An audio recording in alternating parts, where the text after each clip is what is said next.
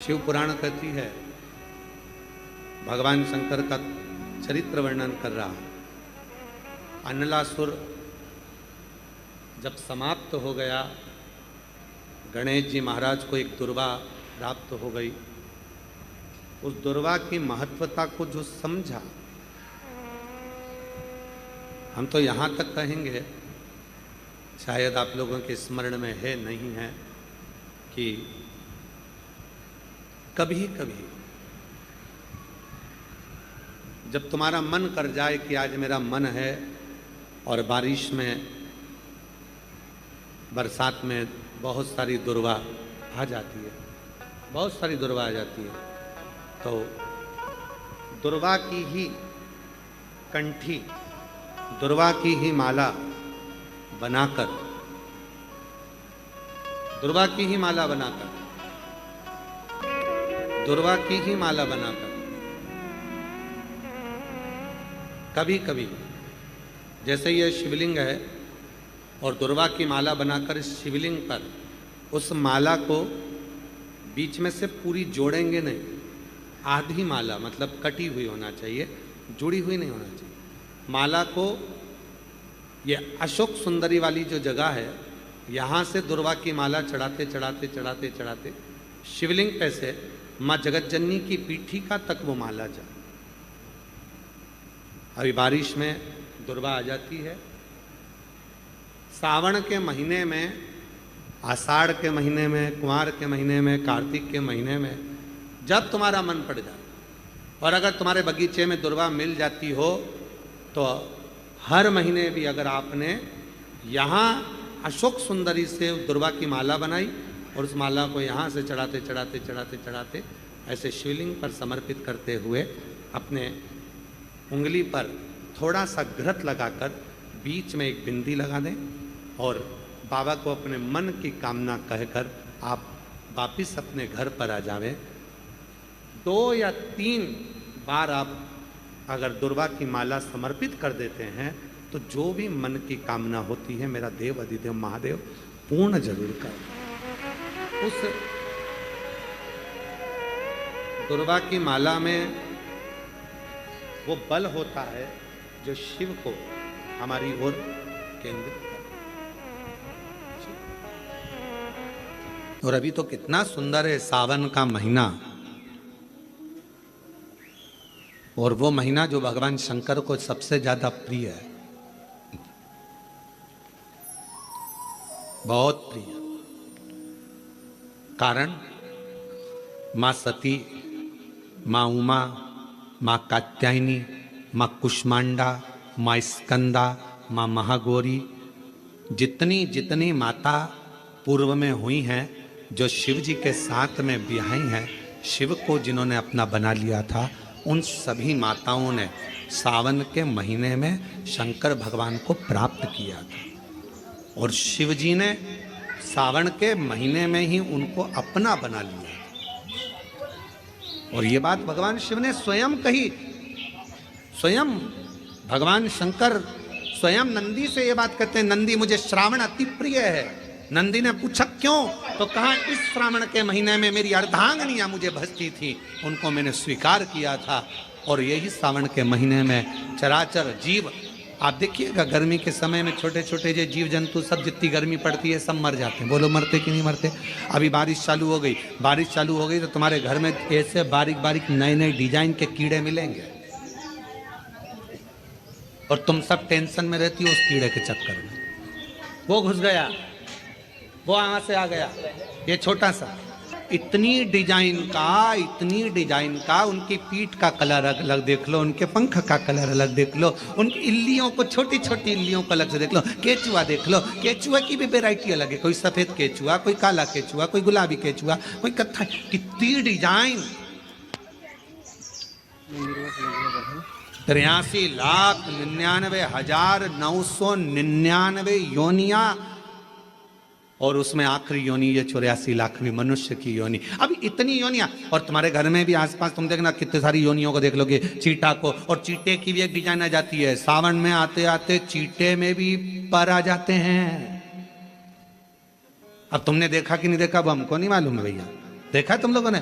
और जितने आस्था चैनल पर सुन रहा है, सावन में चींटे में भी पर आ जाती है, मक्खियों की डिजाइन बदल जाती है। जिस मक्खी को एक बार भगाओगे भग जाती थी, सावन में इतनी अड़ीली हो जाती है कि आके मुंह पे बैठेगी, नाक पे उसको भगा के ले जा, भाग भाग भाग।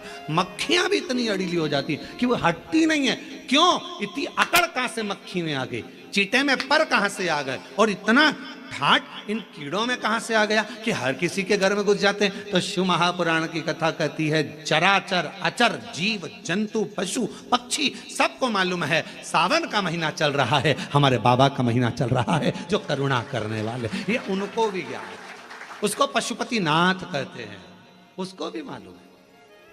अब जरा विचार करिए, जिस चींटे में कभी पर नहीं आते वो चींटे में सावन में पर आ जाते हैं। जब चींटे को पर दे सकता है तो सावन में एक लोटा जल चढ़ाने वाले को भी मेरा बाबा उड़ा तो सकता है, आगे बढ़ा तो सकता है, उन्नति की ओर ले जा तो सकता है। वो शिव तत्व है। और तेरी कृपा बिना न हिले एक भी अणु, लेते हैं श्वास तेरी कृपा से तनु तनु। बखान क्या करूं मैं राखों के ढेर का, चपटी भभूत में खजाना कुबेर का। हे गंगाधार मुक्ति द्वार ओंकार तू, भोले ओमकार तू, आयो शरण शंभु तार तार तू। भगवान शिव। अब गर्मी आई, गर्मी में पूरे जीव मर गए, गर्मी में सब सूख गया, कीड़े मकोड़े मर गए गर्मी की तपन के कारण। पर सावन का एक महीना जिसमें भगवान सबको फलना फूलना सब कुछ, पत्तियां भी फूलती हैं, फूल भी फूलते हैं, डालियां भी फूलती हैं, पशु पक्षी जानवर जलचर थलचर सब फूलते हैं। श्रावण का शिव को प्रिय है। और क्या कहा मेरे भोले बाबा ने नंदी से, ए नंदी, श्रावण का महीना हो, शिव तत्व की प्राप्ति को करने के लिए अगर कोई संसार का मानव मुझे पुकारता है, भजता है, शिव कथा कहती है, शिव जी कहते हैं नंदी से, उस जीव का कल्याण करने के लिए मैं स्वयं उसके द्वार तक पहुंच जाता हूं और उसका उद्धार कर देता हूं, उद्धार कर देता हूं। पर किसका चित्त लगे? सावन में भी कई लोग ऐसे हैं जिनका चित्त नहीं लग पाएगा, क्योंकि सावन का महीना होता है तो कमाई के स्रोत भी ज्यादा हो जाते हैं। जीजियों की साड़ियां बिकने लगती हैं, फैशन का सामान बिकने लगता है, पर्स मोबाइल बिकने लगता है, सामान बिकने लगता है, क्योंकि उस समय व्यापार भी बढ़ता है। व्यापार इसलिए बढ़ता है क्योंकि भगवान भी चाहता है कि तेरा मन मुझसे हट जाए, व्यापार में लग जाए। क्योंकि भगवान को मालूम, हमने पहले भी कथा में कहा है, बच्चे को माँ गोदी में तभी तक रखती है जब बच्चा खिलौने से नहीं खेलता, खिलौने से खेलने लगेगा माँ नीचे उतार देगी। उसी तरह भगवान तुमको अपने पास जब तक बुलाता है, जब तक तुम्हें अपना बनाकर रखता है, और भगवान देख लेता है कि अब धीरे धीरे मेरे को इसको धन देना है, वैभव देना है, ये खिलौने से खेलना चालू करेगा, गाड़ी लाएगा, घोड़ा लाएगा, मकान बनाएगा, फर्नीचर बनाएगा, उसमें लग जाएगा तो मेरे मंदिर आना छोड़ देगा। और मंदिर आना छोड़ दिया तो एक दिन मुझे धीरे धीरे, मैंने एक बार इसके यहाँ पहले की माताएं, पुरानी माताएं क्या करती थी, मिर्ची बारिश के पहले भर के रख लेती थी, धनिया बारिश के पहले भर के रख लेती थी, हल्दी बारिश के पहले भर के रख लेती थी, अनाज बारिश के पहले भर के रख ले, क्योंकि 4 महीना खाएंगे खत्म हो जाएगा, अगले महीने में फिर 4 महीने बाद ले आएंगे। उसी तरह भगवान तुम्हें एक बार का विभव दे देता है, एक बार का धन दे देता है, एक बार की दौलत दे देता है, फिर लोग उसको भोगने लगते हैं, और भोगते भोगते आखिरी में एक दिन ऐसा आता है कि डब्बा खाली हो जाता है। डब्बा खाली होता है, फिर रोने बैठ जाता है, तकलीफ आई, फिर लोटा लेकर भागता है। शिव जी कहते हैं जो मेरे मंदिर में, मेरी कथा में, मेरे रस तत्व में हमेशा एक जैसा लगा रहता है, उसकी जिंदगी को भी मैं हमेशा उन्नति की ओर बढ़ाते बढ़ाते अग्रणता में लेकर चले जाता, फिर उसको डाउन नहीं करने देता, उसको नीचे नहीं आने देता। 2 पौधे, एक शमी का, एक बेलपत्र का। भूल से भी बेलपत्री के पौधे के नीचे से, बेलपत्री के वृक्ष के नीचे से, अगर भूल से भी, तुम्हें नहीं मालूम कि यह बेलपत्री का पेड़ है, तुम्हें नहीं मालूम कि बेलपत्री का पौधा है, तुम्हें नहीं मालूम कि बेलपत्री का वृक्ष है, भूल से भी चलते चलते भी तुम्हारी ट्रैक्टर, तुम्हारी ट्राली, तुम्हारी गाड़ी, तुम्हारा बखर, तुम्हारा बेल तुम बेलपत्री के पेड़ की छांव में से भी अगर निकल कर चले जाते हो तो दिन भर में अगर 100 पाप भी हो जाते हैं तो पल भर में धुल जाते हैं। एक बेलपत्री के वृक्ष के नीचे से, एक बेलपत्री के वृक्ष की छांव से, एक बेलपत्री के वृक्ष की मात्र टहनी की छैया से हमारे कोटि कोटि पाप समाप्त हो जाते हैं। आप सबसे इस कोटेश्वर धाम की पावन धरा से एक निवेदन करना चाहूंगा, पूरे आस्था चैनल के श्रोताओं से, फेसबुक यूट्यूब के श्रोताओं से, और जितने लोग यहाँ कथा सुन रहे हैं, बारिश का समय आए तो एक बेलपत्री का पेड़ बड़ा कर कर उसको कहीं रोड के किनारे अवश्य लगाओ। कोई निकल कर जाएगा, उस पे छांव पड़ गई तो उसका कल्याण हो जाएगा। वृक्षारोपण में बेलपत्री का वृक्ष अवश्य लगाइए। 2 वृक्ष की छांव और 2 वृक्ष का दर्शन हमारे जीवन को सुख दे जाता है। एक बेलपत्री, दूसरा शमी का पौधा।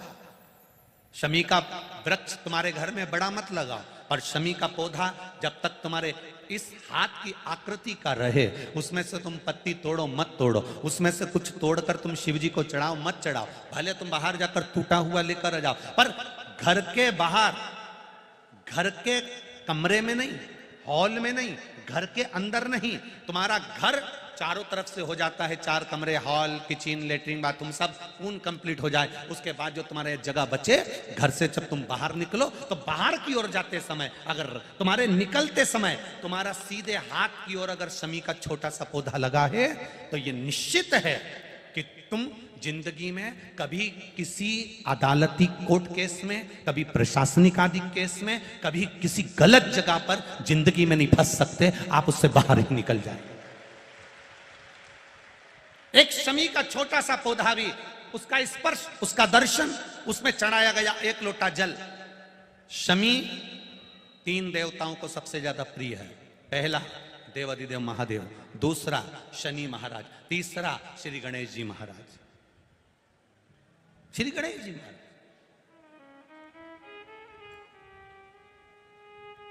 क्योंकि शमी की शादी करने वाला कौन था?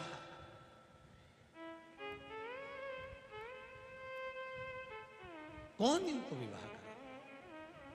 अभी आगे आप कथा में सुनेंगे, शमी और मंदार की कथा जब आएगी, शमी और आकड़े के फूल की, सफेद फूल, नीला फूल, गुलाबी फूल आकड़े का जो होता है, मंदार का होता है, उसका वर्णन जब आएगा आप उसमें श्रवण करेंगे।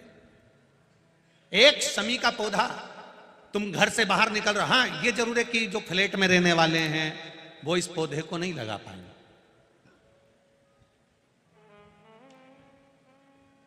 क्योंकि जब दरवाजे से निकलते हैं तो अंदर गच्ची होती है, गैलरी होती है, तो कैसे लगाएं घर के बाहर।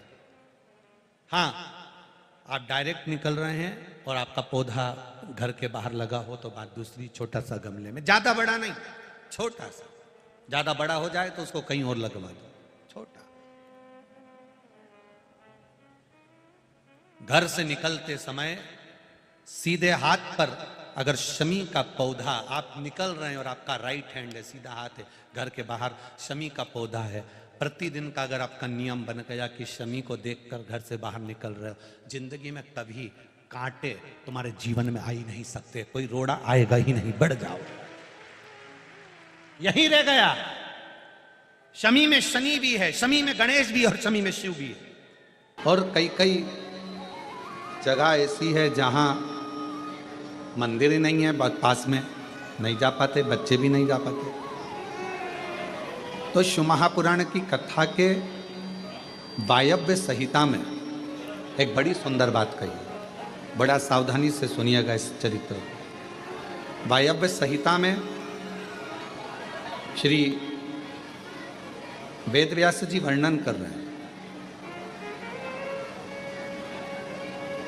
और वायव्य संहिता के अंतर्गत वेदव्यास जी कहते हैं कि अगर तुम मंदिर तक ना जा सको, तुम शिव पर 1 लोटा जल चढ़ाने के लिए अपने नज़दीक के शिवालय में, देवालय में ना जा सकें, कोई मंदिर नज़दीक नहीं है, कोई शिवालय नज़दीक नहीं है, तो वायव्य संहिता में वेदव्यास जी कहते हैं कि अपने घर में यदि बेलपत्र का वृक्ष है, बेलपत्र का छोटा सा भी अगर पौधा है, तो उसमें थोड़ा भी जल आप प्रतिदिन चढ़ा रहे हो तो समझ लेना कि 12 ज्योतिर्लिंग में आप जल चढ़ा रहे हैं। 12 ये वायव्य संहिता कर। मान लो मंदिर नजदीक में नहीं है, बीमारी बहुत ज्यादा है, तकलीफ बहुत ज्यादा है, और कहा हमने कथा में सुना है कि जल चढ़ाने जाना चाहिए, तो वहां बेलपत्र का अपने गमले में एक छोटा सा पौधा लगा, छोटा सा पौधा, और छोटा सा पौधा लगाकर उस पौधे की परवरिश करो, जल चढ़ाओ। जब वो पौधा बड़ा हो जाए तो किसी बगीचे में जाकर, कहीं शिवालय में, देवालय में, कहीं पर एकांत में उस पौधे को लगा दो।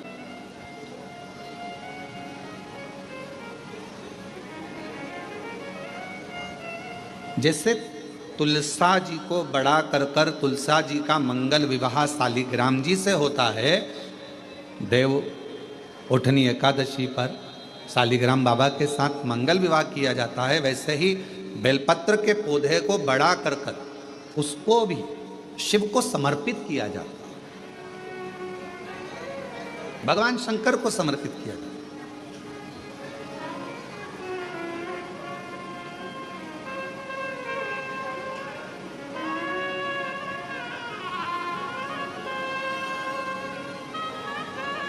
पर उस पौधे को पहले आपको बड़ा करना पड़ता है। पहले जैसे बेटी को बड़ा करते हैं और फिर उसका कन्यादान करते हैं, बेटी को बड़ा कर कन्यादान देते हैं, उसी तरह से बेलपत्र के पौधे को बड़ा कर उसकी आराधना साधना कर फिर उसका दान दिया जाए। कई लोग बड़े विचित्र हैं कि भाई हमको बेलपत्री का पौधा दान करना है, कुबरेश्वर धाम आए, उज्जैनी गए, किसी गुरुजी के यहाँ गए और बाजार में से पौधा ले लिया और बेलपत्र का पौधा दान कर दिया। उसको कम से कम थोड़ा समय अपने घर में तो रखो।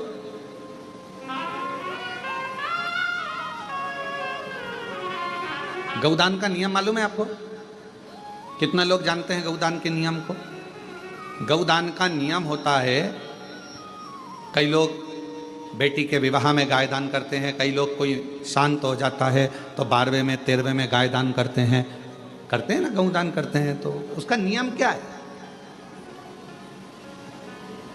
गौदान का नियम होता है कि गाय को अगर दादा परदादा के लिए दान कर रहे हो, वो चले गए, शांत हो गए, उनके 12वें में, उनके 13वें में, उनके 1 महीने के बाद अगर आप दान कर रहे हो, 12वें 13वें में दे रहे हो, या कन्यादान बेटी का कर रहे हो, उसमें गौदान कर रहे हो, या तुम्हारा मन हुआ का गौदान करना है हमारे पूर्वजों, तो पहले उस गाय बछड़े को अपने घर में रखकर उसकी सेवा करना पड़ेगी 1 रात्रि 2 रात्रि, उसके बाद गौदान करो। पहले उसकी सेवा तो करो।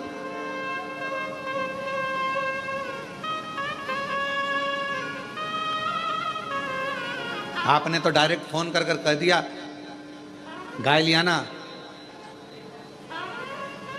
दान करना है। पंडित जी ने संकल्प छुड़ाया, गाय दरवाजे पर आई और 1 मिनट में संकल्प छूटा।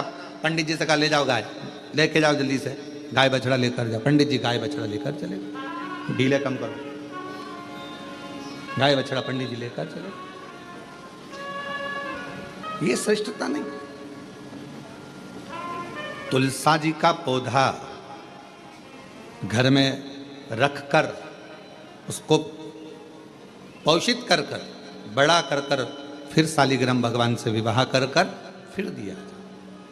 बेलपत्र का पौधा पहले बड़ा कर अपने घर में थोड़ा सा, नहीं ज़्यादा रख सकते तो 8 दिन 7 दिन 5 दिन 15 दिन 20 दिन 1 महीना 2 महीना 4 महीना 6 महीना जितना आपका रख सकते हो रखकर फिर किसी जगह पर लगाया।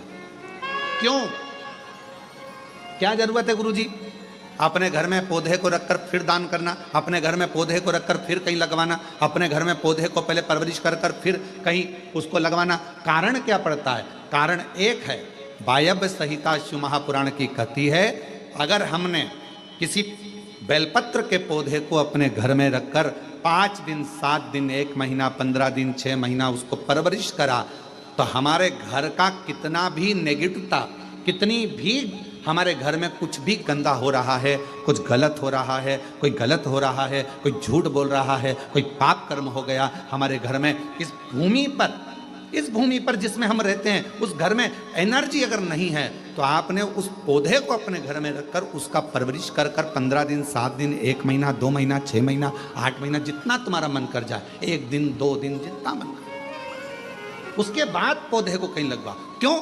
वो हमारे घर का पूरा गलत जो भी विचार होंगे, गलत सोच, गलत विचार, गलत ऊर्जा, वो पौधा ग्रहण कर लेता है, बेलपत्र का पौधा अपने अंदर उतार लेता है। बोल बम बोल बम बोल बम बोल बम बोल बम बोल बम। और आप लोग जो बैठे हो वो भी लेके आए होंगे, बोल बम बोल बम बोल बम। हजारों शिव भक्त बाबा की कावड़ लेकर चले। अब लोग क्या समझते हैं कि कावड़ चढ़ा